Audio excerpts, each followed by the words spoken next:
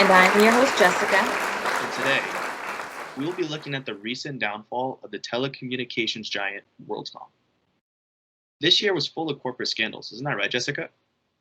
That's right, Kate. But none were as intriguing as the situation with WorldCom. For those in our audience that aren't familiar with the rise and fall of Bernie Evers' massive corporation, here's a quick synopsis of the situation. WorldCom's initial growth strategy was centered on mergers and acquisitions. This strategy presents major issues. For one, management has to deal with the integration of a brand new company and a brand new staff and has to introduce them to their culture and their business structure. Financial setbacks are included in these mergers as well. Some examples of these setbacks include debts, goodwill, etc., that the company that's being acquired had in the past. In July 2002, WorldCom declared bankruptcy amid accounting irregularities. This particular accounting irregularity was valued as a $9 billion error, where operating expenses were booked as capital expenses. Company loans to executive officials present a dilemma. They're often looked down upon in society. But WorldCom agreed to loan $341 million to their CEO, Bernie Evers, the largest loan given in a publicly traded company ever. Well, if you ask me, the whole situation is a mess. The board of directors should not have allowed the situation to get this far. They're in charge of managing the company and its executives. It seems they had too many acquisitions, and when they were made aware of the situation with the CEO, they should have immediately allowed him to sell his stock and deal with the aftermath. Instead, they bailed him out and immediately only charged him 2% interest, which is well below the rate of your average borrower. Some corporations are simply not organized to be successful in the long run. I think Evers was simply a victim of capitalism and competition, and I'm not convinced that the board of directors was at fault in the situation. But I'm interested to see what our guests have to say. So am I, Cade. So let's bring out our first guest, a former WorldCom employee, Chip. Hey, Chip. So tell us about how this situation affected you. Hi, everyone. Well, Jessica, to put it simply, I am no longer playing. And I'm fairly concerned with the idea of getting a new job. Why is that? Well, working in the telecommunication industry demands a pretty specific skill set. There aren't many industries in which my skills will translate effectively and efficiently. I tried to get out before, but the potential salary I was be looking to make in the future and then the benefits that WorldCom offered just trapped me. I hear ya. Well, Chip, people have been discussing whether the situation with Evers was ethical. Do you have an opinion on that? Well, I read this chapter in a book called Honest Work that has provided me with some insight into situations like these. The chapter highlights the importance of recognizing the event, and in this situation, that was a decision to give Evers a loan in the first place. The next step is to clarify the issue and consult with others. Although loans to executive officials aren't illegal, many people have issues with the morality of the action. Then we need to decide a course of action. And in this situation, I believe policies should be in place that ensure people like me aren't a casualty of poor leadership. Ultimately, I feel like us employees should have had more say in the decision. Even though we aren't on the executive board or on the leadership team, we're still impacted by the decisions that those on top make. Right. It seems there are many perks to being an executive and not many checks and balances in place. Um, you believe that employees should have more of a voice in situations like these. Can you expand a bit on that idea? No, Jessica, we often overlook the fact that people have inherent value. In this situation, policy affects everyone. The lack of self respect, autonomy, fairness, democracy, and utility in the lives of simple employees like myself is something that the board of directors needs to look at and might consider changing. There's risk in our lives too. Corporate America tends to argue that property rights are reasonable enough to combat the idea of employee participation in decision making. And interestingly enough, both arguments arise from similar platforms. However, the risks associated with all the mergers and acquisitions in WorldCom's case were hurting us. And we could have guessed the fall of the corporation was inevitable. The bailout of Evers is what possibly took us over. Wow, Chip. It sounds like there might need to be a little bit of reformation in corporate governance. Thank you so much for speaking with us on this issue. Yes, Chip, that was great. Now we actually have one of the board members here to speak with us on the same situation. Everybody, please welcome Monica. Monica, WorldCom was on track to become a leader in the telecommunication industry. How do you view the board's decision in this situation, and what is Chip has had to, and with what Chip has had to say about it as well? Well, I can understand the frustration from Chip and their employees, but from our perspective, WorldCom was at risk of causing panic for our shareholders and causing our stock prices to plummet, which is bad for business.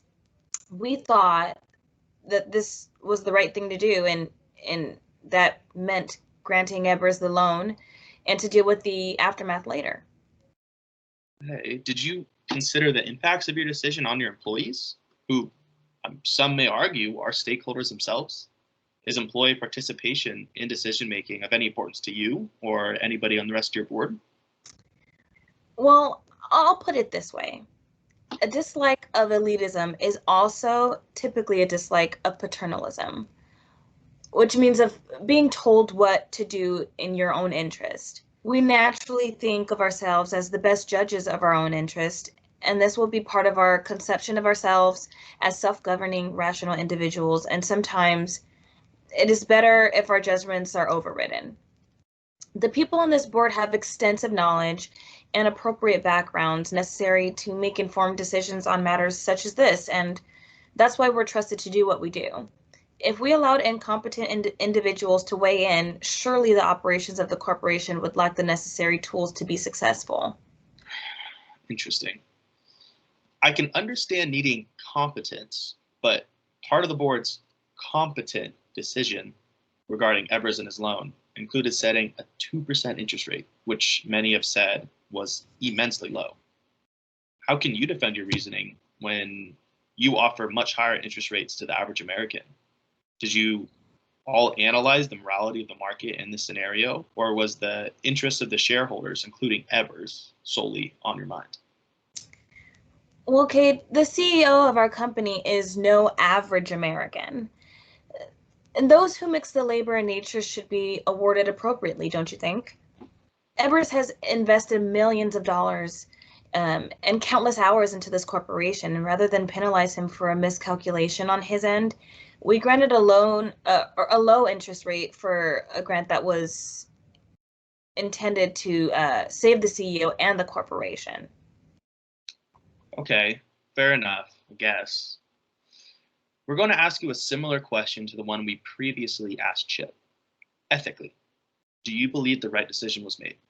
We want to focus on a quote from a compensation analyst who said, lending in a corporation should not be a part of the general pay scheme of perks for executives. Well, such lending is not illegal, and as long as we're lending with the intent to maximize shareholders' wealth while maintaining ethical behaviors, why not? It is our duty and obligation to anticipate situations that could arise, good or bad, and which I felt we did. That response is one people would attribute to the monotonous approach on marketplace morality. What about looking at it from the pluralistic approach, where a company, besides making a profit, has a goal of attaining the well-being of various stakeholders, not simply just the shareholders? This includes your customers and your employees as well. Well, most successful businesses follow the monotonistic approaches, and no matter what anyone says, businesses want to make a profit. We're dedicated to our employees and our consumers just as well as our shareholders, while also achieving corporate objectives. And this is why our meetings are open to the public. We allow for public comment and take these comments into serious consideration when making decisions, but ultimately, we were trusted and elected to make informed decisions on the company's behalf. Monica, thank you again for taking the time to speak with us today. Your opinions were definitely something, and they're going to leave us all wondering. All right, well, thank you to our very special guests, Chip and Monica. And now that they have given us so much to think about, it's time for our audience engagement segment. We're going to ask you, the audience, a series of questions, and you'll tell us what you think. Everyone ready? All right, let's get those questions on the screen. Go ahead and click the link in the bio, and you've got 1 minute to answer. Go.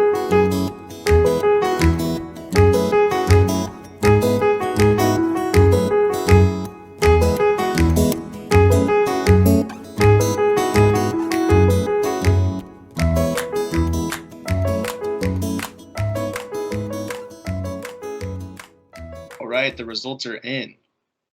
So we asked in the first question, how confident are you in big business? Only 16% of you expressed a great deal of confidence in big business.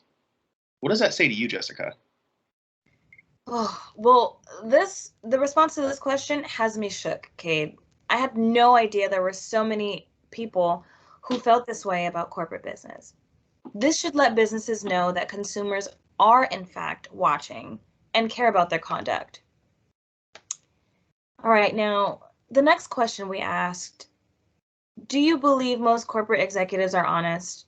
And more than half of you, at 67%, said no.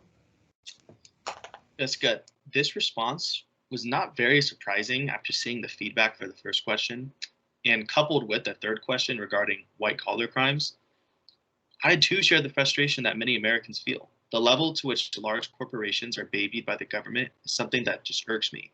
In fact, I was reading a case study that presented a situation that is pretty relevant to this poll. Jessica, you're aware of the Troubled Assets Relief Program, or TARP, correct? I may have heard about that, but please refresh my memory. Well, that specific fund has around $700 billion in it. Its original purpose is to bail out Wall Street when it needs help. But surprisingly enough, automobile manufacturers General Motors and Chrysler were recipients of that money from that very fund that was approved by the president in 2008. I've heard about this issue, but I was under the impression Congress initially declined the loan. That's where the problem arises. If our government is bailing out corporations and the democratic mechanisms of checks and balances are simply ignored, how can the average citizen look at these massive corporations and have any trust or any faith in the executives controlling them? That's a very good question, Cade. According to the poll in our third question, 50% of people believe American businesses engage in white-collar crimes very often to make a profit, while only 2% believe it to be hardly ever. Something that sticks out to me is the lack of punishment for corporations and executives that perform white-collar crimes, especially those corporations in the pharmaceutical industry that seemingly never get more than a slap on the wrist for serious mistakes. There must be serious consequences for unethical behavior. But what about those who believe corporations are already too regulated, and although the current system is not perfect, there's no better alternative? Well, to those people, I say, no better alternative yet. Well then, we'll leave you all with that thought. And with that, thanks so much for joining us again. I'm Jessica. And I'm Cade. And thanks for watching the JC Talk Show. Thank you.